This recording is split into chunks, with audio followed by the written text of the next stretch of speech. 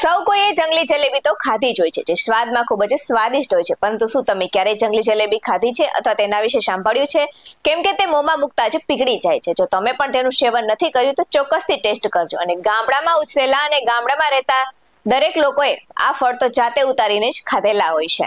નમસ્કાર દર્શક મિત્રો, BS9 ટીવી ન્યૂઝમાં આપની સાથે હું છું નેહા પટેલ. આ વૃક્ષમાં જલેબીના ગુચડા જેવા લાગતા ફળને કારણે તેને જંગલી જલેબી કહેવાય છે. પાકેલા ફળ ખાવાનો આનંદ અનેરો હોય છે અને ગુજરાતમાં ગોરસ આંબલી, વિલાયતી આંબલી, મીઠી આંબલી કે બખાઈ આંબલી તરીકે ઓળખવામાં આવે છે. તેમજ ગોરસ આંબલીને મદ્રાસ થોર નામથી પણ ઓળખવામાં આવે છે. ગોરસ આંબલીના પાંદડા અને ફળમાં એન્ટી ડાયાબિટીક ગુણધર્મો છે અને વિટામિન સી અને એન્ટીઓક્સિડન્ટ હોવા સાથે કેન્સર કોશિકાઓની વૃદ્ધિ પર નિયંત્રણ રાખે છે અને કેન્સર થવાની સંભાવના ઘટાડે છે.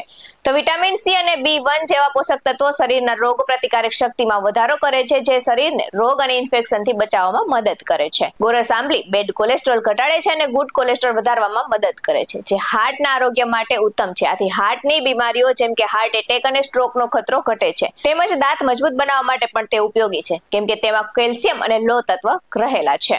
આવા જ વધુ અહેવાલ સાથે ફરી મળતા રહીશું. તમે અમારી YouTube ચેનલને સબસ્ક્રાઇબ કરવાનું અને અમને Facebook અને Instagram પર ફોલો કરવાનું ભૂલશો નહીં. બાકી અવનવી અપડેટ્સ મેળવવા માટે આપ જોતા રહો BS9 ટીવી ન્યૂઝ.